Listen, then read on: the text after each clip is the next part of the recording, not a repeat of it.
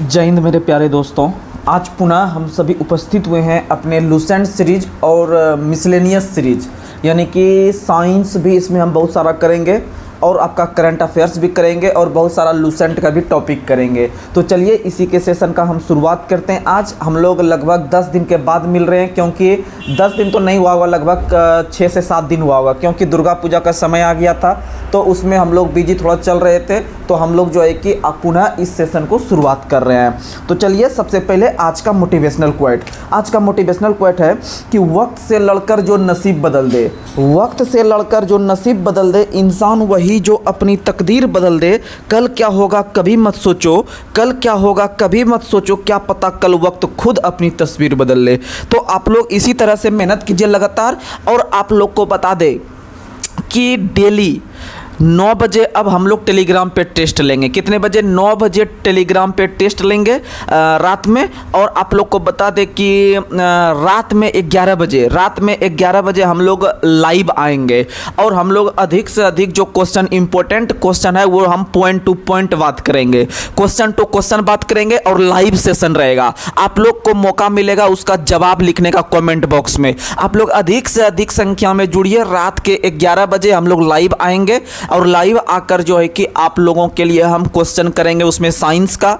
और current affairs का और आपका आर्ट्स में सभी सब्जेक्ट से क्वेश्चन करेंगे और बेहतरीन सेशन होता है। रात में भी हम लोग आज शुरुआत कर दिए थे, रात में भी लगभग 1.5 घंटा का हम लोग सेशन किए हैं, वो आपको प्लेलिस्ट में पड़ा हुआ है और लाइव सेशन में आप लोग देख लीजिएगा। और आज से आपका लगातार 11 बजे रात में जो है कि आपको अपना आंसर देने का मौका मिलेगा, लाइव सेशन रहेगा और आपका जो कमी रहेगा आप कमेंट बॉक्स में कमेंट कीजिएगा, तुरंत उसका आपको रिप्लाई मिलेगा। ठीक है, तो चलिए इसी के साथ आज का सेशन का हम शुरुआत करते हैं, जो कि एक बेहतरीन सेशन होने वाला है। तो सबसे पहले हम साइंस से शुरुआत करते हैं। बताइएगा आप लोग साइंस में कि रेत और चीनी का मिश्रण एक किस प्रकार का उदाहरण है? रेत और चीनी कभी एक दूसरे में घुल पाएगा नहीं। रेत मतलब बालू, रेत मतलब क्या होता है? बालू। और चीनी जो कि घुल जाता है पानी में, उसको हम लोग पी सकते हैं। तो याद रखिएगा रेत और चीनी जो है वह विजातीय मिश्रण का उदाहरण है। कैसा उदाहरण है? विजातीय मिश्रण। कैसा उदाहरण है? विजातीय मिश्रण का उदाहरण है। याद रखिएगा रेत और चीनी। आगे बढ़ते हैं। निम्न में से कौन एक यौगिक नहीं है? तो याद रखिएगा ऑप्शन है लेड, चौक, सल्फर डाइऑक्साइड और हाइड्रोजन सल्फाइड। तो याद रखिएगा लेड इसका आंसर होगा। लेड जो है वह एक तत्व है। लेड जो है एक वह क्या है? तत्व है, जिसको हम लोग सीसा भी कहते हैं। क्या कहते हैं? सीसा भी कहते हैं। याद रखिएगा। वहीं 2 या 2 से अधिक अनुपात में जब एक निश्चित अनुपात में रासायनिक बंध जुड़कर बनाते हैं तो उसको रासायनिक यौगिक कहते हैं। याद रखिएगा। आगे बढ़ते हैं। अगला सवाल आप लोग को बताना है। अगला सवाल, शक्कर के घोल में शक्कर एक क्या है? तो शक्कर के घोल में शक्कर एक घुला हुआ पदार्थ है। क्या है? घुला हुआ पदार्थ है। याद रखिएगा। आगे बढ़ते हैं। अगला क्वेश्चन बताना है, निम्न में से कौन सा एक विषमांगी मिश्रण का उदाहरण है? ऑप्शन है पीतल, पानी में चीनी का घोल, वायु और चौथा ऑप्शन है दूध। तो याद रखिएगा दूध है। कौन सा है? दूध। आरआरबी जेई का पूछा हुआ सवाल है। याद रखिएगा इसका आंसर होगा दूध। क्या होगा उदाहरण? तो याद रखिएगा दूध जो है वह एक विषमांगी मिश्रण का उदाहरण है। याद रखिएगा कैसा उदाहरण है? विषमांगी मिश्रण का उदाहरण है। याद रखने का प्रयास कीजिएगा। और अगला सवाल आप लोग को बताना है कि सामान्य पदार्थों के भौतिक अवस्था में शामिल नहीं है कौन सा पदार्थ? तो सामान्य पदार्थों के भौतिक अवस्था में आप लोग को पता है कि ठोस, द्रव, गैस होता है, लेकिन कोलाइडी नहीं होता है। इसका आंसर कोलाइडी हो जाएगा। क्या हो जाएगा? कोलाइडी। आगे बढ़ते हैं।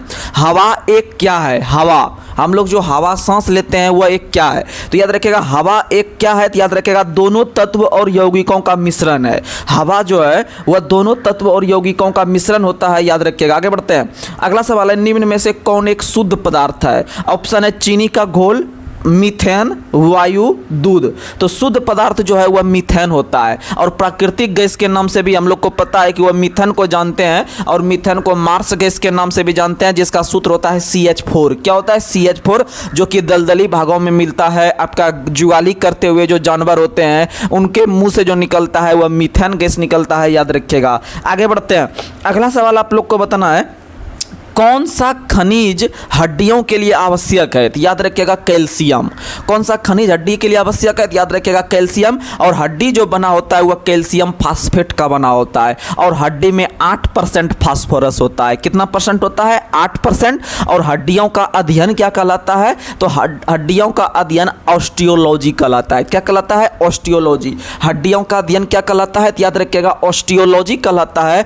और हड्डी से हड्डी का जो आपका जोड़ होता है वहाँ पर कौन सा एक तरल पदार्थ पाया जाता है? तो याद रखिएगा वहाँ पर जो आपका क्या कहते हैं, हड्डी और हड्डी के बीच में जो कि आपका एक द्रव पदार्थ पाया जाता है जिसका नाम है साइनोवियल द्रव। क्या नाम है? साइनोवियल द्रव। वहीं बात करते हैं हड्डी से हड्डी का जोड़ क्या कहलाता है? तो याद रख लीजिएगा उसका लिगामेंटस कहलाता है। हड्डी से हड्डी का जोड़ क्या कहलाता है? तो याद रखिएगा लिगामेंटस कहलाता है। वहीं आपको बात करते हैं हड्डी से मांसपेशी का जोड़ क्या कहलाता है? तो टेंडन कहलाता है। क्या कहलाता है? टेंडन। और टेंडन का हिंदी कंडरा होता है और लिगामेंटस का हिंदी स्नायु होता है। आगे बढ़ते हैं।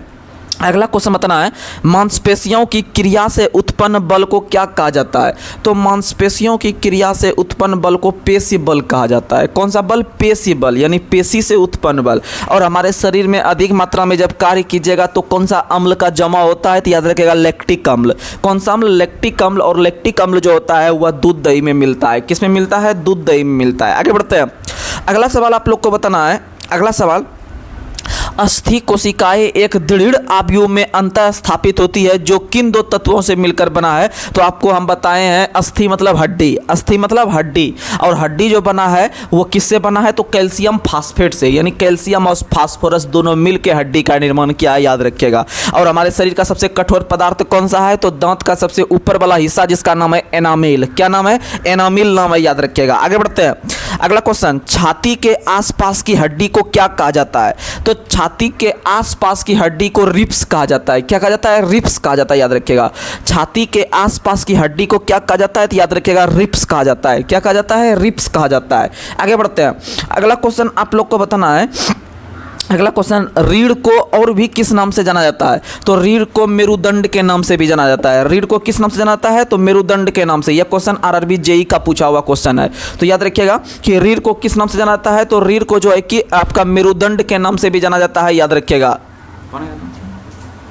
रीढ़ को किस नाम से जाना जाता है? याद रखिएगा मेरुदंड के नाम से। किस नाम से? मेरुदंड के नाम से जाना जाता है।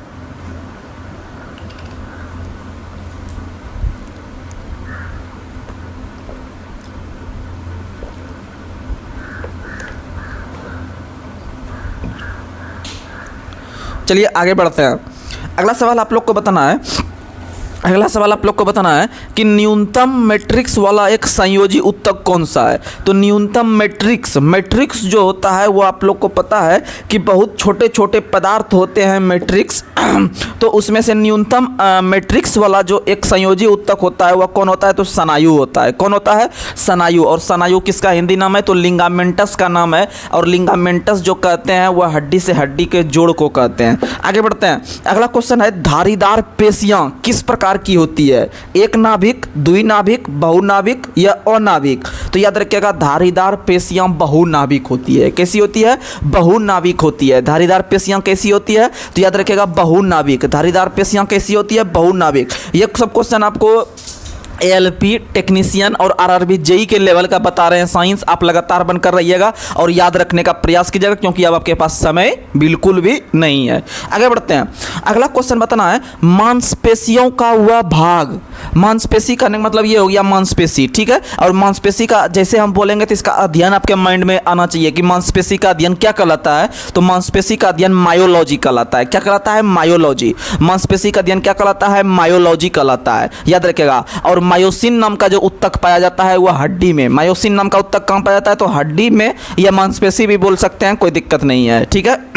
तो मेरा क्वेश्चन है, मांसपेशियों का वह भाग जो संकुचन उत्पन्न करने के लिए सिकुड़ता है क्या कहलाता है? संकुचन का मतलब होता है छोटा हो जाना। क्या हो जाना? छोटा हो जाना। तो याद रखिएगा मांसपेशियों का वह भाग जो संकुचन उत्पन्न करने के लिए सिकुड़ता है वह क्या कहलाता है? तो वह एक्टिन कहलाता है। क्या कहलाता है? एक्टिन। क्या कहलाता है? एक्टिन। जैसे आप देखे होंगे जौक हो गया या केचुआ हो गया या कोई छोटा छोटा जो आपका कीड़ा वगैरह होता है, जब उसको टच कीजिएगा पैर से तो क्या होता है कि वह छोटा हो जाता है, पूरा एकदम सिकुड़ जाता है। इसका मतलब वो एक्टिंग करने लगता है। क्या करने लगता है? एक्टिंग। तो याद रखिएगा एक्टिन। एक्टिन मांसपेशियों का वह भाग जो संकुचन उत्पन्न करने के लिए सिकुड़ता है क्या कहलाता है? तो याद रखिएगा एक्टिन। क्या कहलाता है?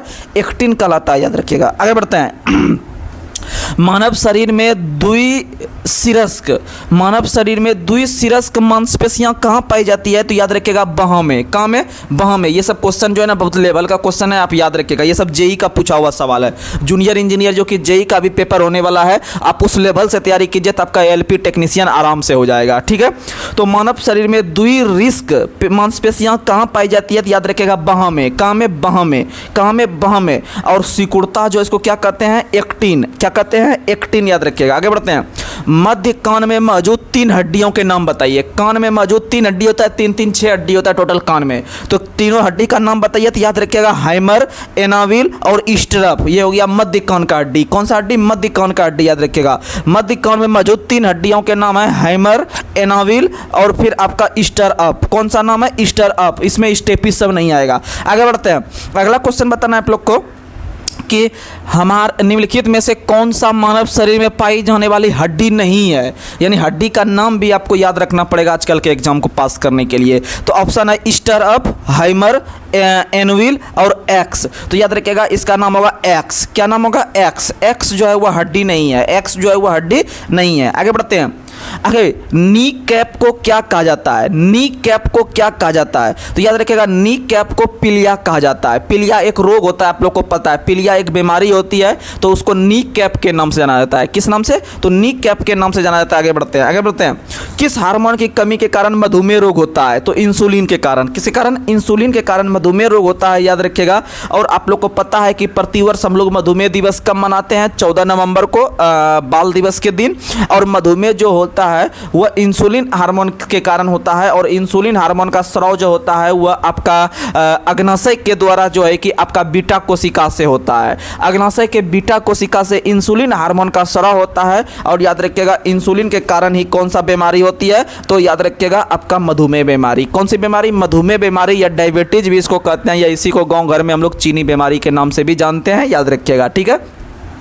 अगर पूछेगा कि कौन सा बीमारी जो है कि आपका कौन सा बीमारी जो है कि आपका राजा वाला बीमारी है, यानी राजा महाराजा को हुआ करता है बीमारी, तो याद रखेगा टीबी बीमारी। कौन सी बीमारी? टीबी। कौन सा? गठिया। हाँ सॉरी, गठिया। कौन सा बीमारी? गठिया बीमारी। कौन सा बीमारी? गठिया बीमारी। याद रखेगा। राजाओं वाला बीमारी कौन सा है? तो याद रखेगा गठिया बीमारी। कौन सा बीमारी?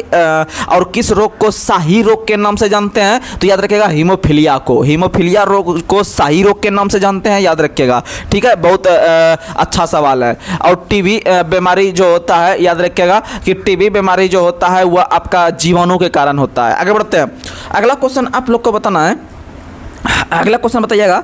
युवा अवस्था में के समय लड़कों में दिखाई देने वाली उपस्थिति में जो बदलाव होता है वह किसके कारण होता है? तो युवा अवस्था यानी जब 15 प्लस एज होने लगता है तो लड़का के में बहुत सारा चेंजिंग देखते होंगे। आवाज़ भारी भारी निकलता होगा, मुंह गाल सब में फुंसी वगैरह निकलने लगता होगा। तो याद रखिएगा कि युवा अवस्था के समय लड़कों में दिखाई देने वाली उपस्थिति में बदलाव जो लाता है वह कौन सा आपका हार्मोन? तो उसमें से आप याद रख लीजिएगा टेस्टोस्टेरोन हार्मोन। कौन सा हार्मोन? Testosterone hormone. कौन सा हार्मोन? Testosterone hormone. याद रखिएगा। आगे बढ़ते हैं। एस्ट्रोजन का मूल कार्य क्या है? एस्ट्रोजन का मूल कार्य आपको पता है, जिस तरह पुरुष में पाया जाता है टेस्टोस्टेरोन, उसी तरह महिला के सेक्स हार्मोन का नाम है एस्ट्रोजन। क्या नाम है? एस्ट्रोजन। और इसी दोनों के मिलने से जो है कि आपका निषेचन की क्रिया जो है कि आपका संपन्न होती है। तो एस्ट्रोजन जो होता है वह लड़कियों में होने वाले मासिक धर्म को विनियमित करता है। मासिक धर्म जो होता है उसको विनियमित कौन सा हार्मोन करता है? तो याद रखिएगा एस्ट्रोजन। और एस्ट्रोजन महिला में होता है, प्रोजेस्टेरोन भी महिला में होता है। उसके बाद आपका क्या कहते हैं? रिलैक्सेशन हार्मोन भी महिला में होता है। तो ये सब महिला में होता है, लेकिन एस्ट्रोजन जो है वह एक सेक्स हार्मोन है महिला में, और वही आपका जो ये आपका होता है आपका मासिक धर्म, उसी को विनियमित करता है। आगे बढ़ते हैं। अगला क्वेश्चन बताना है। पुरुष मानव शरीर के किस अंग को एडम का एप्पल कहा जाता है? तो एडम का एप्पल जो कहा जाता है वह कंठ, या इसी को हम लोग कहते हैं टेटुआ। नहीं कहते हैं टेटुआ, दबा देंगे, वही हो गया टेटुआ या फिर कंठ। इसी को एडम एप्पल के नाम से जानते हैं। किस नाम से? एडम एप्पल के नाम से जानते हैं। आगे बढ़ते हैं। थायरॉक्सिन के संश्लेषण के लिए कौन सा तत्व आवश्यक है? थ से थायरॉक्सिन, थ से थायराइड। थ से थायरॉक्सिन, थ से थायराइड ग्रंथि याद रखिएगा, यानी थायराइड ग्रंथि से ही थायरॉक्सिन हार्मोन निकलता है। और याद रखिएगा थायराइड ग्रंथि में ही घेंघा रोग होता है गला में। और आपको पता है कि घेंघा रोग किस तत्व की कमी से होता है, तो आपका जवाब आएगा आयोडीन की कमी से। किसके कमी से? आयोडीन की कमी से होता है। याद रखिएगा घेंघा रोग, इसका मतलब थायरॉक्सिन के संश्लेषण के लिए कौन सा तत्व आवश्यक है? तो मारिएगा आंसर आयोडीन। क्या मारिएगा? आयोडीन। आयोडीन, और आयोडीन आप लोग को पता है कि वह आपका समुद्री खरपतवार में मिलता है। आगे बढ़ते हैं। अगला क्वेश्चन आप लोग को बताना है, निम्नलिखित में से कौन सा पशु हार्मोन है? तो पशु हार्मोन में से आपका ऑप्शन दे दिया है यहाँ पर साइटोकाइनिन, जिब्रेलिन, ऑक्सिन और इंसुलिन। तो आप लोग याद रख लीजिएगा, इंसुलिन जो है वह एक प्रकार का आपका पशु हार्मोन है। वहीं आपका जिब्रेलिन हो गया, साइटोकाइनिन हो गया, ऑक्सिन हो गया, ये सब पादप हार्मोन है। जैसे आपको पता है कि कोशिका विभाजन में पौधों में जो सहायक होता है साइटोकाइनिन, जिब्रेलिन भी होता है, उसमें से आपका ऑक्सिन हार्मोन भी होता है। ऑक्सिन के कारण ही पेड़ पौधे की पत्तियां सूर्य की ओर झुका हुआ होता है, आप लोग को पता है। आगे बढ़ते हैं। अगला क्वेश्चन आप लोग को बताना है, मानव वृद्धि हार्मोन किस ग्रंथि के द्वारा स्रावित होता है? याद रखिएगा पिट्यूटरी ग्रंथि के अग्रभाग से। पिट्यूटरी ग्रंथि के अग्रभाग से याद रखिएगा आपका मानव वृद्धि हार्मोन स्रावित होता है। और पिट्यूटरी ग्रंथि जो होता है वो आपका पीयूष ग्रंथि को ही कहते हैं, पिट्यूटरी ग्रंथि याद रखिएगा। और इसी पिट्यूटरी ग्रंथि को मास्टर ग्रंथि के नाम से भी जानते हैं। बहुत अच्छा सवाल है, ठीक है। आगे बढ़ते हैं। अगला क्वेश्चन बताना है, कौन मानव शरीर में कौन सा हार्मोन रक्त शर्करा के स्तर को नियंत्रित करता है? तो रक्त शर्करा के स्तर को कौन नियंत्रित करता है? यानी रक्त में शर्करा, यानी रक्त में चीनी, रक्त में चीनी यानी चीनी बीमारी, चीनी बीमारी यानी याद रखिएगा इंसुलिन। क्या याद रखिएगा? इंसुलिन याद रखिएगा। आगे बढ़ते हैं। मानव की आंख किस सिद्धांत पर कार्य करती है? तो मानव की आंख जो है वह प्रकाश के अपवर्तन सिद्धांत पर, प्रकाश के अपवर्तन सिद्धांत पर। और मानव की जो आंख होती है वह कितने मेगापिक्सल की होती है? तो याद रखिएगा 576 मेगापिक्सल। कितना? 576 मेगापिक्सल का आंख होता है मानव का, याद रखिएगा। और मानव के आंख में विभिन्न प्रकार का बीमारी होता है, जैसे रतौंधी हो गया, जीरोप्थेल्मिया हो गया, ट्रेकोमा हो गया। उसके बाद फिर आपका जो है कि निकट दृष्टि दोष, दूर दृष्टि दोष, ये सब बहुत सारा बीमारी होता है, याद रखिएगा, ठीक है। आगे बढ़ते हैं।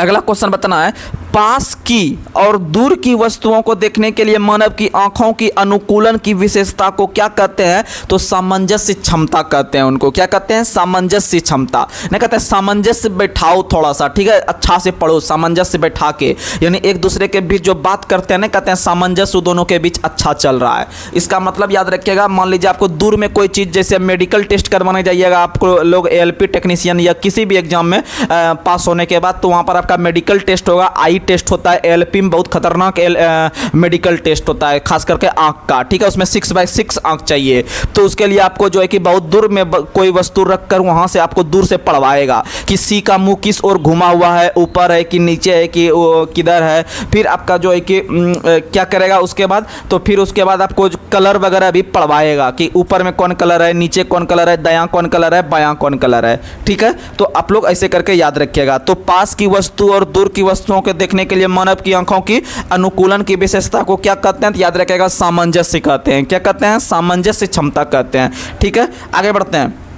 अगला सवाल आप लोग को बताना है। अगला सवाल, हमारी आंखों में लेंस का क्या काम है? तो हमारी आंखों में लेंस का क्या कार्य है? तो आंख की फोकस दूरी को बदलना, आंख की फोकस दूरी को बदलना। देखते होंगे जब आप डॉक्टर के पास जाते होंगे, आंख वाले डॉक्टर के पास यानी ऑप्थेमोलॉजिस्ट के पास जाते होंगे, तो वहां पर आंख वाले डॉक्टर क्या करते हैं? आपको पढ़ने के लिए बोलते हैं और उसमें अलग अलग प्रकार का लेंस लगाते हैं, अलग अलग प्रकार का लेंस लगाते हैं कि कौन आपको सूट कर रहा है। तो उसमें से आप लोग याद रखिएगा कि आंख का जो डॉक्टर कहलाता है वो ऑप्थेमोलॉजिस्ट कहलाता है। और आंख जो है उसमें जो लेंस जो लगाते हैं, किस लिए लगाते हैं? तो आंख की फोकस दूरी को बदलने के लिए, आंख की फोकस दूरी को बदलने के लिए, आंख की फोकस दूरी को बदलने के लिए, याद रखिएगा। आगे बढ़ते हैं।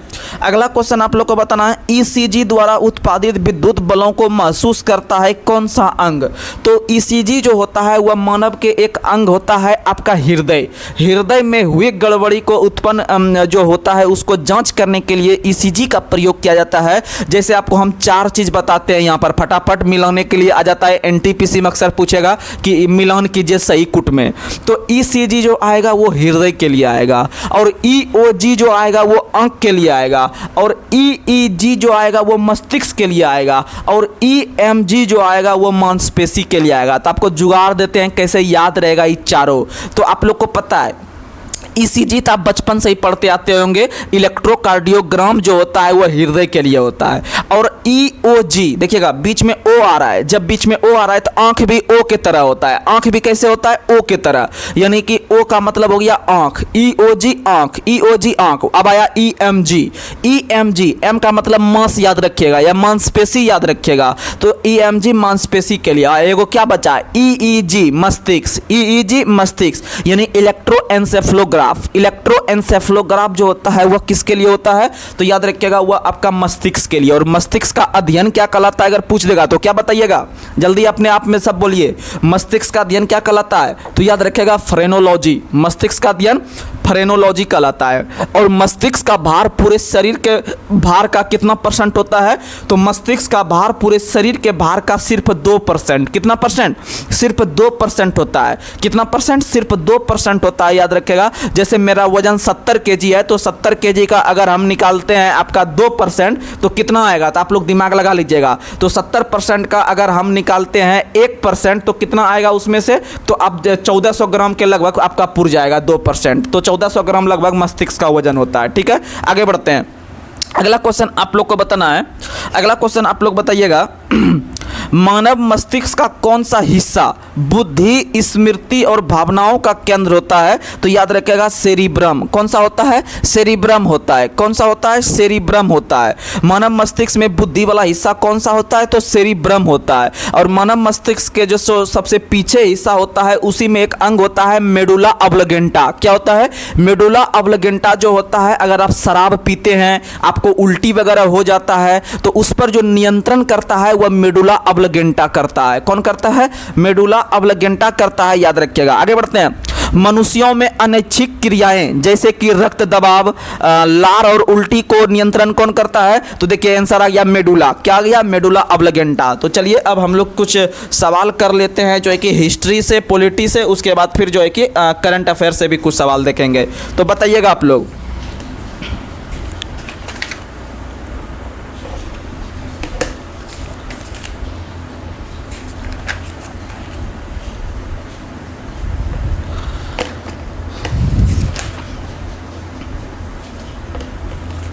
बताइएगा चंद्रवरदई पुस्तक के लेखक कौन है? चंद्रवरदई पुस्तक के लेखक कौन है? चंद्रवरदई पुस्तक के लेखक कौन है? तो याद रखिएगा चंद्रवरदई पुस्तक के लेखक जो है वो पृथ्वीराज रासो है। कौन है? पृथ्वीराज रासो।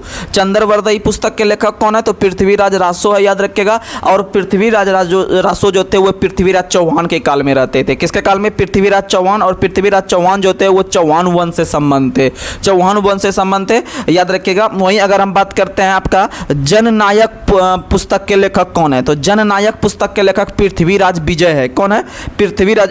जननायक नाम लेखक कौन रहते थे? तो याद रखिएगा चंद्रवरदई लेखक थे और जननायक लेखक थे। तो पृथ्वीराज रासो के लेखक कौन है? चंद्रवरदई। और पृथ्वीराज विजय के लेखक कौन है? तो जननायक। कौन है? तो जननायक है। कौन है? जननायक। आगे बढ़ते हैं।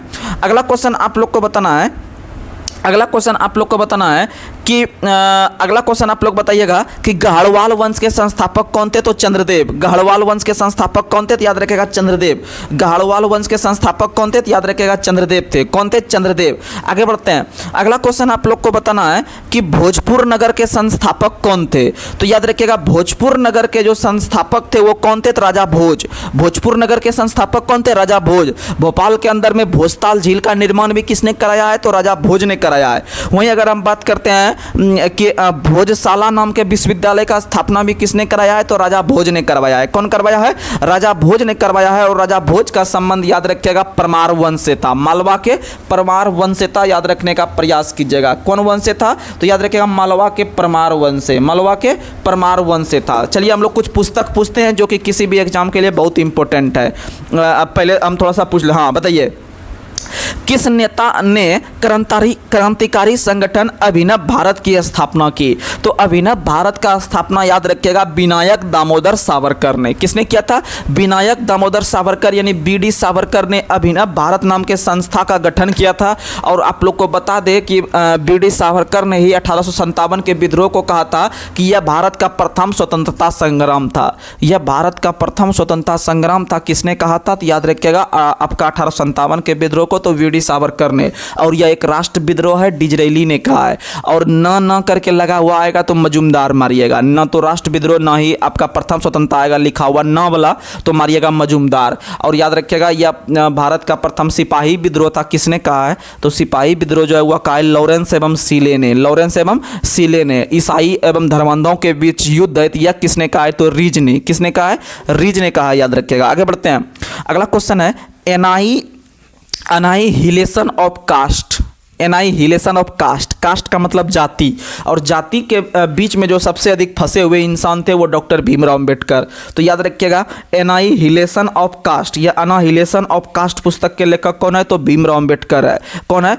भीमराव अंबेडकर है। और भीमराव अंबेडकर भारत के प्रथम कानून मंत्री थे। और याद रखिएगा डॉक्टर भीमराव अंबेडकर की जो आत्मकथा है वह क्या है? तो याद रखिएगा waiting for A visa. Waiting for A visa किसकी आत्मकथा है? तो डॉक्टर भीमराव अंबेडकर की आत्मकथा है। किसकी आत्मकथा है? तो डॉक्टर भीमराव अंबेडकर की ही आत्मकथा है। और डॉक्टर भीमराव अंबेडकर के द्वारा जो है कि आपका 29 अगस्त 1947 जो बोल रहे हैं याद रखिएगा भीमराव अंबेडकर के द्वारा ही 29 अगस्त 1947 को याद रखिएगा आपका किसका स्थापना किया गया था? तो प्रारूप समिति का स्थापना। किसका स्थापना? प्रारूप समिति का स्थापना, जिसमें सदस्य की संख्या कुल 7 हुआ करती थी। और इस प्रारूप समिति का स्थापना डेट सहित याद रख लीजिएगा 29 अगस्त 1947। 29 अगस्त 1947। और इस समिति को पांडुलेखन समिति के नाम से भी जानते हैं या ड्राफ्टिंग समिति के नाम से भी जानते हैं। आगे बढ़ते हैं। अगला क्वेश्चन, निम्नलिखित में से किस अधिवेशन में कांग्रेस ने पहली बार भारतीय रियासतों के प्रति अपनी नीति की घोषणा की? तो याद रखिएगा नागपुर अधिवेशन। कौन सा अधिवेशन? नागपुर अधिवेशन। अच्छा, अगर हम बात करते हैं आपका कि भैया बताइए तो बिहार में जो हुआ था पहली बार अधिवेशन कब हुआ था? तो बिहार में कांग्रेस का जो पहली बार अधिवेशन हुआ था वो आपको पता है कि जब, याद रख लीजिएगा कॉमन सेंस से, कि जब बिहार का विभाजन हुआ था बंगाल से। हम रात वाला सेशन में भी बताए हुए थे, जो लाइव सेशन हम लोग लेते हैं रात में 11 बजे, उसमें आप लोग अवश्य जुड़िए। उसमें क्या होगा जानते हैं? सबसे बड़ी फायदा होगा कि आपको कमेंट करने का मौका मिलेगा और उसका हम जवाब आपका नाम लेके तुरंत देंगे कि हाँ भैया ये लड़का सही है पढ़ने में, इसका जवाब सही जा रहा है, इन पे जो है कि इफेक्ट हो रहा है कुछ पढ़ाई का। ठीक है, आपको क्विक वहां पर हम रिस्पॉन्स आपको देंगे कि आपका कैसा इफेक्ट चल रहा है। तो याद रखिएगा कि जब बंगाल से अलग हुआ था बिहार 1912 में, तो 1912 में ही बिहार में पहली बार कांग्रेस का अधिवेशन कहाँ में हुआ था? तो बौसे 12 बौसे बांकीपुर। बौसे 12 बौसे बांकीपुर। यानी कैसे कॉमन से याद हो गया कि 1912 में बिहार बना और उसी साल बौसे बांकीपुर में जो है कि हो गया। और इसके अध्यक्ष कौन थे? याद रखिएगा आर.एन. माधोलकर साहब। कौन थे? आर.एन. माधोलकर साहब बने थे 1912 में बिहार में कांग्रेस अधिवेशन के अध्यक्ष। वहीं दूसरी बार इसमें 10 साल जोड़ दीजिएगा आगे तो मिलेगा आपको 1922। और 1922 में कहाँ में हुआ था? तो गया में हुआ था। 1922 में कहाँ में हुआ था? तो गया में हुआ था। और इसके अध्यक्ष चितरंजन दास बने थे। कौन बने थे? चितरंजन दास बने थे। याद रखिएगा कौन बने थे? चितरंजन दास। वहीं चितरंजन दास और मोतीलाल नेहरू के द्वारा स्वराज पार्टी का स्थापना कब किया गया? बताइए तो। चितरंजन दास और मोतीलाल नेहरू के द्वारा स्वराज पार्टी का स्थापना कब किया गया? तो आप लोग इसका जवाब बताइएगा। आपका 1923 में किया गया था। स्वराज पार्टी का स्थापना 1923 में किया गया था मोतीलाल नेहरू और चितरंजन दास के द्वारा। कहां में किया गया था? इलाहाबाद में। कहां में किया गया था? इलाहाबाद में 1 जनवरी 1923 को किया गया था। और यही पहला ऐसा भारतीय पार्टी बनता है जो संविधान का मांग करेगा। संविधान का मांग करेगा। संविधान का मांग करने वाली पहली पार्टी कौन बनी? तो याद रखिएगा स्वराज पार्टी। और स्वराज पार्टी ने पहली बार जो मांग किया था वो कब किया था? तो याद रखिएगा 1924 में मांग किया था। कब मांग किया था? 1924 में। यानी 23 में स्थापना हुआ और 24 में मांग किया। याद रखिएगा संस्थापक दोनों याद रखिएगा कब किया था, कहां किया था, किसने किया था, किस लिए किया गया था कि संविधान की मांग करे। ठीक है, आगे बढ़ते हैं। वहीं अगर पूछेगा आपको कि नागपुर में जो 1920 का जो अधिवेशन हुआ था उसकी अध्यक्षता कौन करते हैं, सीधा क्वेश्चन पूछ लेता है कि 1920 में हुए नागपुर अधिवेशन के अध्यक्ष कौन थे, 1924 में हुए बेलगांव अधिवेशन के अध्यक्ष कौन थे, 1916 के हुए लखनऊ अधिवेशन के अध्यक्ष कौन थे। इस तरह से जो है कि आपका सवाल पूछता है, ठीक है। तो उसमें से आप याद रखिएगा नागपुर अधिवेशन जो 1920 में हुआ था उसके अध्यक्ष जो थे वो अंबिका चरण मजूमदार थे। कौन थे? अंबिका चरण मजूमदार थे, याद रखिएगा 1920 वाला। और गया वाला बता दिए चितरंजन दास, बांकीपुर वाला बता दिए क्या, तो बांकीपुर वाला बता दिए आर.एन. माधोलकर, आर.एन. माधोलकर। वहीं आगे चल के आप लोग को पता है कि 1940 ईस्वी के आसपास जो है कि कांग्रेस का अधिवेशन कहाँ में होता है, तो 1940 में कांग्रेस का अधिवेशन जो होता है वह आपका रामगढ़ में होता है। और भले अभी रामगढ़ चल जाए झारखंड में, लेकिन 1940 में जो रामगढ़ था वह अपना बिहार के अंतर्गत आता था। 2000 ईस्वी में जब झारखंड विभाजन हुआ तब भले हम रामगढ़ को अभी झारखंड में पढ़ते हैं, जो कि झारखंड का सबसे छोटा जिला जो है वह रामगढ़ ही है।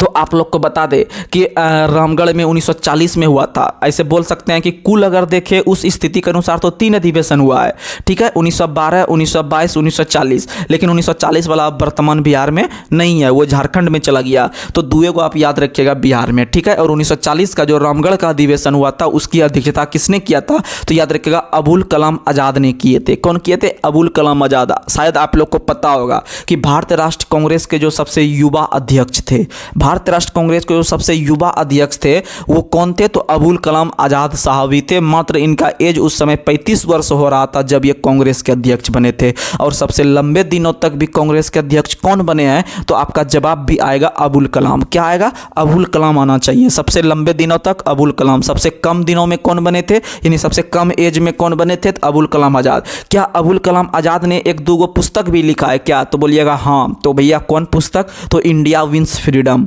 इंडिया विंस फ्रीडम पुस्तक के लेखक कौन है? अबुल कलाम आज़ाद। वहीं क्या इन्होंने कोई पत्रिका का भी संपादन किया था क्या, बोलिएगा हाँ। कौन सा? अल हिलाल।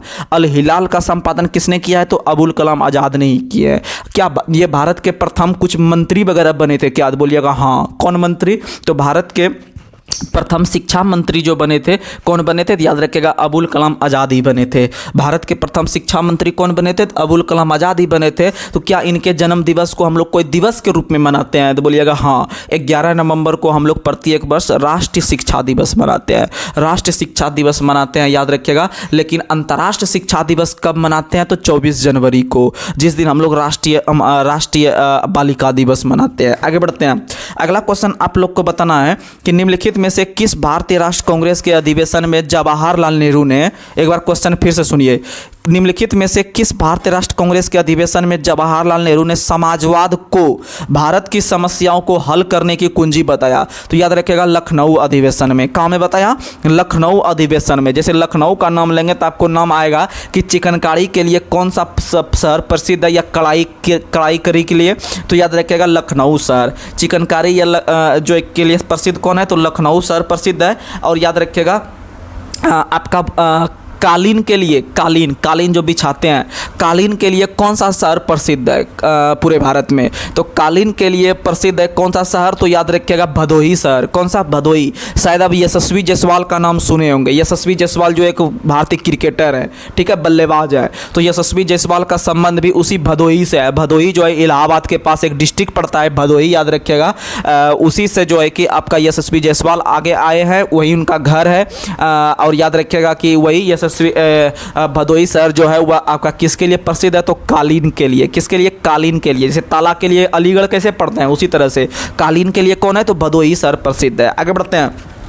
और पेठा नगरी के नाम से किसको जानते हैं यूपी में, तो पेठा नगरी के नाम से हम लोग आगरा को जानते हैं। किसको जानते हैं? आगरा। और आगरा शहर का स्थापना किसने किया है, तो 1504 ईस्वी में सिकंदर लोदी ने। किसने किया है? लोदी ने। और सिकंदर लोदी जो थे वो लोदी वंश के थे। और लोदी वंश जो हुए हैं वह दिल्ली सल्तनत के सबसे अंतिम शासक हुए हैं, अंतिम राजवंश हुए हैं। और लोदी वंश का स्थापना जो किया गया था वह बहलोल लोदी के द्वारा। और बहलोल लोदी के बाद आए सिकंदर लोदी। सिकंदर लोदी के बाद आए कौन, तो याद रखिएगा सिकंदर लोदी के बाद इब्राहिम लोदी आए। सिर्फ 3 ही शासक ने शासन किया है, यानी लोदी वंश का स्थापना बहलोल लोदी ने। लोदी वंश के अंतिम शासक जो हुए हैं वो आपके इब्राहिम लोदी हुए हैं। और बीच में जो हुए हैं सिकंदर लोदी, और सिकंदर लोदी ने ही आगरा शहर का स्थापना। आगे बढ़ते हैं। अगला क्वेश्चन आप लोग को बताना है, अगला क्वेश्चन आपको बताना है, भारतीय राष्ट्रीय कांग्रेस का प्रथम निर्वाचित यूरोपीय अध्यक्ष कौन था? तो जॉर्ज यूले। कौन थे? जॉर्ज यूले थे। कौन थे? George Yule. आगे बढ़ते हैं। महात्मा गांधी का भारत में पहला सत्याग्रह कौन सा था? तो महात्मा गांधी का पहला सत्याग्रह भारत में अगर पूछेगा तो 1917 में चंपारण वाला था। 1917 में चंपारण वाला। लेकिन पूरे विश्व में अगर पूछेगा या फिर महात्मा गांधी का पहला आपका जो था सत्याग्रह वो कौन सा था, तो याद रखिएगा 1906 में दक्षिण अफ्रीका में। 1906 में सत्याग्रह का पहला बार प्रयोग महात्मा गांधी ने दक्षिण अफ्रीका में किया है, लेकिन भारत में पहली बार सत्याग्रह का प्रयोग 1917 में चंपारण में किया है, याद रखिएगा। और अगर क्वेश्चन पूछेगा कि महात्मा गांधी ने अपना पहला जन भाषण कहाँ में दिए हैं, तो महात्मा गांधी ने अपना पहला जन भाषण 1916 में बनारस हिंदू यूनिवर्सिटी के स्थापना के उपलक्ष्य में वहाँ पर दिए थे, आपके बनारस में, याद रखिएगा।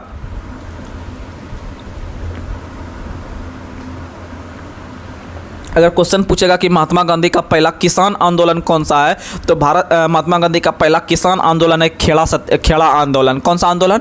खेड़ा आंदोलन। वहीं महात्मा गांधी ने पहला भूख हड़ताल कब किए थे, तो महात्मा गांधी ने पहला भूख हड़ताल 1918 ईस्वी में अहमदाबाद मिल स्ट्राइक के साथ किए थे। अहमदाबाद मिल स्ट्राइक के साथ किए थे। अहमदाबाद मिल स्ट्राइक के साथ किए थे। आगे बढ़ते हैं। अगला क्वेश्चन बताना है, स्वामी विवेकानंद द्वारा रामकृष्ण मिशन का स्थापना कब किया गया था? तो स्वामी विवेकानंद द्वारा रामकृष्ण मिशन का स्थापना 1897 में किया गया था। और विवेकानंद के गुरु का क्या नाम था? तो स्वामी विवेकानंद के गुरु का नाम था रामकृष्ण परमहंस। और रामकृष्ण परमहंस का वास्तविक नाम पूछता है और विवेकानंद का भी वास्तविक नाम पूछता है, तो दोनों को रिकॉल करवाते हैं। स्वामी विवेकानंद का वास्तविक नाम है नरेंद्र दत्त। कौन, क्या नाम है? नरेंद्र दत्त। स्वामी विवेकानंद का वास्तविक नाम क्या है? नरेंद्र दत्त। वहीं आपका रामकृष्ण परमहंस का वास्तविक नाम क्या है? तो गदाधर चट्टोपाध्याय। क्या नाम है? गदाधर चट्टोपाध्याय। क्या नाम है? गदाधर चट्टोपाध्याय, याद रखिएगा। और आपका 1800 हो गया इसका आंसर 97 में रामकृष्ण मिशन, और इसके 10 साल पहले 1887 में बेलूर मठ। कौन सा मठ? बेलूर मठ, याद रखिएगा, बेलूर मठ, ये भी बंगाल में है। आगे बढ़ते हैं। अगला क्वेश्चन बताना है, राजा राम मोहन राय को राजा की उपाधि किसने दिया था? तो राजा राम मोहन राय को राजा की उपाधि अकबर दुर्त ने दिया था। कौन दिया था? अकबर दुर्त ने। और भारतीय पुनर्जागरण का पिता भी किसे कहा जाता है? तो राजा राम मोहन राय को। और राजा राम मोहन राय ने, याद रखिएगा, कि 2 समाचार पत्र का रचना किया था, बहुत फेमस है। राजा राम मोहन राय का 2 समाचार पत्र बहुत फेमस है, जो बता रहे हैं, आप याद रखिएगा, क्योंकि क्वेश्चन एग्जाम में आएगा। जिस भी एग्जाम में दीजिए, आपका यहाँ से आप किसी भी एग्जाम के लिए प्रिपेयर हो रहे हैं, समझ लीजिए, ऐसा नहीं कि एनटीए पीसी में सवाल आएगा। इसमें आप जो भी एग्जाम में बैठिएगा, आप वनडे लेवल का एग्जाम, जहाँ तक कि बीपीएससी प्रीलिम्स में भी बैठिएगा, तो आपका क्वेश्चन बहुत सारा हल हो जाएगा यहाँ से, ठीक है। चाहे वो रेलवे का एग्जाम हो या स्टेट लेवल का एग्जाम हो या जीडी का एग्जाम हो, कुछ भी एग्जाम हो, आपको फायदा होना एकदम निश्चित है, ठीक है। क्योंकि कौन सा क्वेश्चन किस एग्जाम में पूछ लिया जाएगा, इसका कोई निश्चित नहीं है, ठीक है। इसीलिए आप संपूर्ण तैयारी कीजिए जीके का, क्योंकि मैथ रीजनिंग तो आप कवर कर लिए होंगे या कवर हो जाता है। मैथ रीजनिंग 1-2 महीना रिवीजन की जगह हो जाता है, लेकिन जीके जीएस लोग जो है कि 10 साल पढ़ते रहता है, लेकिन जीके जीएस पे कमांड नहीं हो पाता अच्छा से, ठीक है। लेकिन खैर, आपके साथ हम हैं, तो आपको टेंशन बिल्कुल भी नहीं लेना है। तो सुनिएगा कि अभी हम बात कर रहे थे, हाँ, राजा राम मोहन राय के बारे में। तो राजा राम मोहन राय के द्वारा, याद रखिएगा, संवाद कौमुदी, दूसरा है इसका मिराल उत अखबार, मिरातुल अखबार। तो सुनिएगा, आपको इसका ईस्वी भी याद रखना है, किस भाषा में लिखा है वो भी याद रखना है। तो सबसे पहले राजा राम मोहन राय ने 2 पत्रिका का रचना किया है, पहला संवाद कौमुदी और दूसरा मिरालुत अखबार। तो सुनिएगा, तो संवाद कौमुदी थोड़ा सा छोटा नाम है, थोड़ा सा कैसा नाम है? छोटा नाम। किसके तुलना में? मिराल उत अखबार के तुलना में। इसका मतलब दोनों के लिए ईस्वी आता है 1821, 1822। तो आप सेट कर दीजिए, छोटा के साथ छोटा, बड़ा के साथ बड़ा। तो संवाद कौमुदी का जो रचना किया गया है 1821 में, और मिरालुत अखबार का जो आपका रचना किया गया है 1822 में। और याद रखिएगा, 1821 में जो किया था संवाद कौमुदी, वो बंगाली भाषा में। किस भाषा में? बंगाली भाषा में। लेकिन 1822 में जो आपका मिरालुत अखबार किया है, आपको नाम सही लग रहा है, फारसी भाषा। कौन सा भाषा? फारसी भाषा। मिरालुत अखबार फारसी भाषा। और याद रखिएगा, राजा राम मोहन राय के द्वारा ही 1815 में आपका आत्मसभा का आयोजन किया गया है। किसका, आत्मसभा, सॉरी हाँ आत्मसभा। आत्मसभा का स्थापना 1815, आत्मसभा का स्थापना 1815 और 1825 में वेदांत कॉलेज, 1825 में वेदांत कॉलेज और 1828 में ब्रह्म समाज, 1828 में ब्रह्म समाज। और जानते हैं हम भी कंफ्यूज पहले करते थे 1815 और 1825 वाला, किस में आत्मसभा किया था, किस में वेदांत कॉलेज किया था। तो हम आपको जुगाड़ पहले भी दे चुके हैं, अब दोबारा रिकॉल करवाते हैं। तो 1815 और 1825, 15 थोड़ा सा छोटा हो गया, 1825 थोड़ा सा बड़ा हो गया, तो छोटा के साथ छोटा, बड़ा के साथ बड़ा, यानी आत्मसभा, आत्म में 4 अक्षर, सभा 2 अक्षर, 6 अक्षर हो गया। वेदांत कॉलेज 4 3 7 अक्षर, तो 7 अक्षर वाला जो वेदांत कॉलेज हो गया 1825 में सेट कर देंगे, और आत्मसभा जो 6 अक्षर वाला है इसको 1815 साथ सेट कर देंगे, काम मेरा बन गया। और 1828 तो राजा राम मोहन राय ब्रह्म समाज, वो तो सबको पता है। और ब्रह्म समाज जो था वो याद रखिएगा वह एक ईश्वरवाद था, यानी वो एक ईश्वर में विश्वास करते थे, याद रखिएगा। जैसे आपको पता है इस्लाम धर्म में क्या नियम था कि जब मोहम्मद साहब का जन्म हुआ था ना 570 ईस्वी में, थोड़ा हम इस पे बात कर लेते हैं आज, थोड़ा जो है कि हम लोग थोड़ा पॉलिटी का क्वेश्चन लेंगे, उसके बाद सेशन को ब्रेक कर देंगे। तो सुनिएगा, जब 570 ईस्वी में हजरत मोहम्मद साहब का जब जन्म हुआ था तो उनका वो बहुत दिल से बहुत साफ इंसान थे। हजरत मोहम्मद साहब अगर देखें पर्सनली तो वो बहुत अच्छे नेक दिल के इंसान थे। तो वो क्या कहते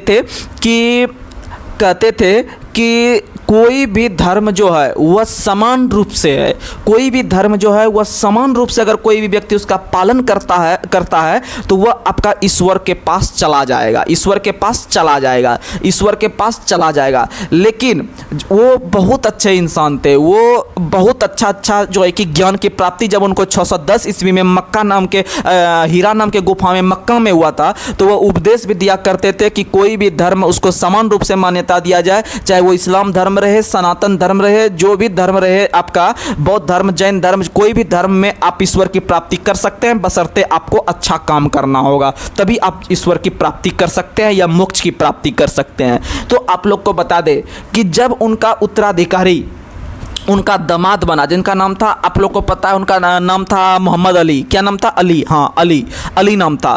तो अली क्या करते थे कि अली जो थे वो अपने ससुर यानी हजरत मोहम्मद साहब के ही आपके अनुसार वो भी आपका सिद्धांत दिए। उनके दामाद जो थे अली वो भी अपने ससुर के राह पर ही चल रहे थे। लेकिन जब उनका निधन हो गया आपका, क्या किसका? हजरत मोहम्मद साहब का 632 ईस्वी में इनका निधन हुआ था। तीन डेट याद रख लीजिएगा। हजरत मोहम्मद साहब का जन्म पूछेगा 570 मारिएगा, और 570 40 साल के बाद इनको ज्ञान प्राप्ति हुआ 610 में, और इसके 20 साल के बाद 22 साल के बाद इनका निधन हो गया 632 में मदीना में। ठीक है, तो जब ये चले गए तो इनका उत्तराधिकारी जो बना उनका दामाद बना अली। लेकिन अली जो थे वो ज़्यादा योग्य शासक नहीं थे, उनको मार करके जो है कि उनके गद्दी पर जो बैठ गया वो अबू बकर बैठ गया। कौन बन गया? अबू बकर। और जानते हैं यही अबू बकर नाम का व्यक्ति जो है आज इतना जो हम लोग इस्लाम धर्म देखते हैं कि वो ज़्यादा मतलब कि ईश्वर की प्राप्ति करने के लिए कुछ भी कर लेते हैं। बड़े बड़े आतंकवादी जो देखते हैं वो इस्लाम धर्म से ही हमको देखने के लिए मिलते हैं। क्यों देखने के लिए मिलते हैं? तो इनका जो उत्पत्ति हुआ है इस आतंकवादी संगठन का, यानी दूसरों को जो कष्ट पहुंचाने का, वो याद रखिएगा कि वो आपका अबू बकर नाम का जो व्यक्ति था। अबू बकर इस्लाम धर्म में तो संस्थापक थे। हजरत मोहम्मद साहब वो बहुत अच्छे इंसान थे, हम उनका रिस्पेक्ट करते हैं। लेकिन उनके बाद जो आए आपका अली, वो भी रिस्पेक्टेड फुल आदमी है। लेकिन उसके बाद जो आए आपके अबू बकर, वो बहुत ही खतरनाक इंसान थे। खतरनाक इंसान कैसे थे तो आपको बताते हैं कि उनका कहना था कि अगर भैया अल्लाह के पास जाना है, किसके पास जाना है?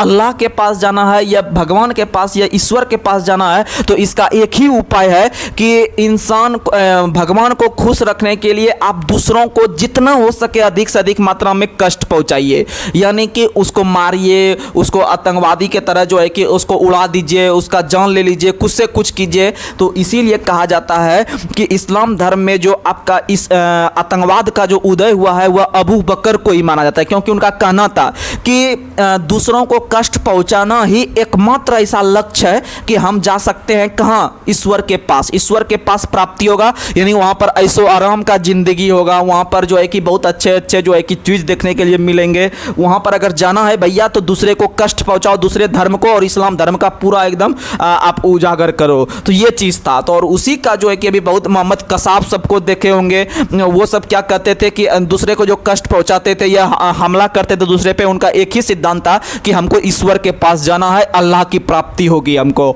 तो ऐसा सब सिद्धांत है, आप याद रख सकते हैं। और वही पर जाके अबू बकर के समय ही सिया और सुन्नी में जो है कि वहाँ पर आपका विश्वास होने लगा। सिया और सुन्नी वहीं पर बट गया दो भाग में। और सिया जो था ना वो कैसा मुस्लिम था जानते हैं, जो आपका किसके सिद्धांत के अनुसार चलता था, हजरत मोहम्मद साहब का जो सिद्धांत था उसको मानने वाले व्यक्ति जो थे इस्लाम धर्म में वो सिया कहलाए। और जो आपका इधर अबू बकर का सिद्धांत चलता था वो उसको मानने वाले को क्या कहा गया, तो सुन्नी कहा गया। क्या कहा गया, सुन्नी कहा गया। तो ये सब चीज़ आपको अच्छा से हम बताएंगे, अभी जब उस टॉपिक पे आएंगे तो अच्छा से आपको समझाएंगे। फिलहाल हम आगे क्वेश्चन करते हैं। बताइएगा सत्यार्थ प्रकाश पुस्तक के लेखक कौन है? बहुत फेमस क्वेश्चन, बहुत फेमस। सत्यार्थ प्रकाश पुस्तक के लेखक जो है याद रखिएगा स्वामी दयानंद सरस्वती है। कौन है? स्वामी दयानंद सरस्वती है सत्यार्थ प्रकाश। और इसकी रचना याद रखिएगा किस भाषा में? हिंदी भाषा में। किस भाषा में? हिंदी भाषा। बहुत फेमस सवाल है। ये सब आपका हिंदू धर्म को बढ़ावा देने वाले व्यक्ति थे। याद रखिएगा सत्यार्थ प्रकाश का रचना जो किया है वो किसने किए हैं? याद रखिएगा आपका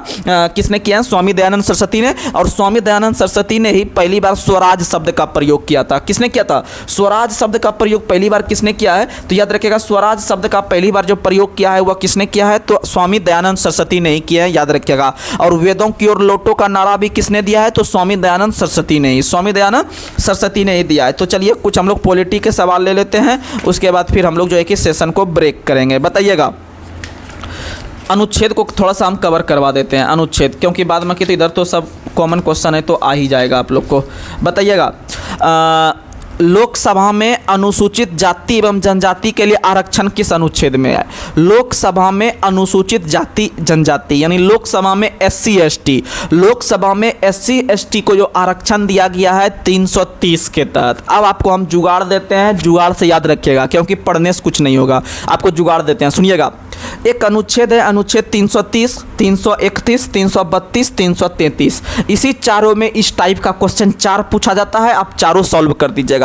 तो एक आता है लोकसभा में SC ST को मनोनयन, दूसरा आता है लोकसभा में आंग्ल भारतीय को मनोनयन, और तीसरा क्वेश्चन आता है आपका विधानसभा में SC ST को मनोनयन, और चौथा क्वेश्चन आता है विधानसभा में आंग्ल भारतीय को मनोनयन। तो ये चारों क्वेश्चन जो है कि आपको याद हो जाएगा। और आपको यही 4 अनुच्छेद याद रखना है 30 से लेकर 33 तक, 30, 31, 32, 33। तो इसका मतलब पहला जो 2 गो होगा अनुच्छेद 330 और 31 जो होगा 331, तो उसमें याद रखिएगा पहला में SC लोकसभा में SC ST के लिए आरक्षण, और दूसरा में मारिएगा लोकसभा में आंग्ल भारत के लिए मनोनयन। दोनों हो गया। पहले SC ST लेंगे लोकसभा में क्योंकि पहले लोकसभा बड़ा है, तो लोकसभा शुरू करेंगे 330 से। तो लोकसभा में SC ST को मनोनयन 330 और लोकसभा में आंग्ल भारत को मनोनयन 331। वहीं आपका बजिए विधानसभा 32 में विधानसभा, तो विधानसभा में SC ST को मनोनयन 332 और 333 में विधानसभा में आंग्ल भारत का मनोनयन, आंग्ल भारत का मनोनयन। ये 4 अनुच्छेद आपको याद रखना जरूरी है क्योंकि इसमें से आपको पता है कि ये आपका 2 अनुच्छेद जो आंग्ल भारत वाला देखने के लिए मिला, यह 104 संविधान संशोधन के तहत जो है कि खत्म हो चुका है। 104 संविधान संशोधन के तहत आंग्ल भारत का मनोनयन क्या हो गया है?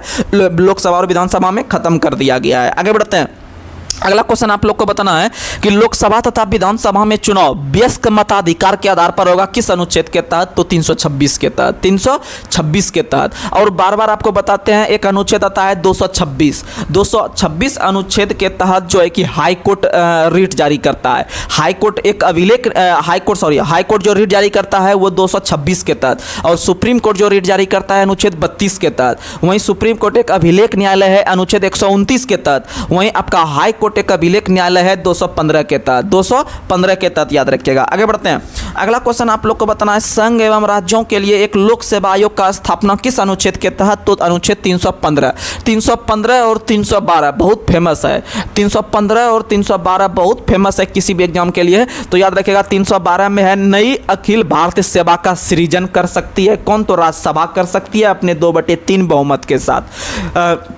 नई अखिल भारतीय सेवा का सृजन कौन कर सकती है? तो याद रखिएगा राज्यसभा कर सकती है अपने 2/3 बहुमत के साथ। और याद रखिएगा 315 में आपका यूपीएससी और बीपीएससी, बीपीएससी करने मतलब हम लोग बिहार से संबंध रखते हैं तो बीपीएससी यानी स्टेट पीसीएस को देखते हैं, यानी राज्य लोक सेवा आयोग को देखते हैं। उसी तरह से जो उत्तर प्रदेश से होइएगा तो वो यूपीपीएससी होता है, मध्य प्रदेश से जो होइएगा वो एमपीपीएससी होता है, झारखंड से होइएगा जेपीएससी होता है। तो उसी तरह से यानी स्टेट पीसीएस यानी स्टेट लेवल का जो एग्जाम होता है आपका पीसीएस लेवल का जो कि आपका प्रत्येक राज्य लोक सेवा आयोग करवाती है, और यूपीएससी जो कि आपका एग्जाम होता है, ये दोनों का वर्णन जो है अनुच्छेद 315 में। यानी ये दोनों जो है एक प्रकार का संवैधानिक निकाय है। कैसा निकाय है? संवैधानिक निकाय है। कैसा निकाय है? संवैधानिक निकाय, क्योंकि इसका वर्णन किसी ना किसी अनुच्छेद में हमको देखने के लिए मिलता है। और याद रखिएगा आप लोग को पता है कि यूपीएससी का जो स्थापना किया गया था वो ली आयोग के सिफारिश पर 1926 में किया गया था। बहुत अच्छा सवाल है, ठीक है।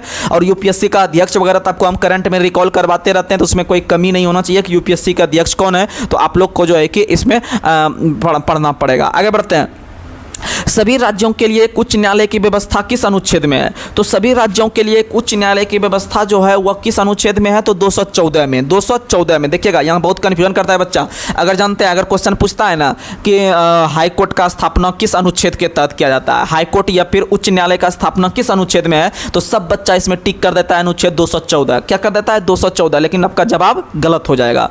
अनुच्छेद 216 के तहत, अनुच्छेद 216 के तहत हाई कोर्ट का स्थापना किया जाता है। लेकिन प्रत्येक राज्य के लिए एक हाई कोर्ट होना चाहिए, यह बात कहता है कौन? तो 214 कहता है। और 215 कहता है यह एक अभिलेख न्यायालय है। कैसा न्यायालय है? अभिलेख न्यायालय है, याद रखिएगा। आगे बढ़ते हैं।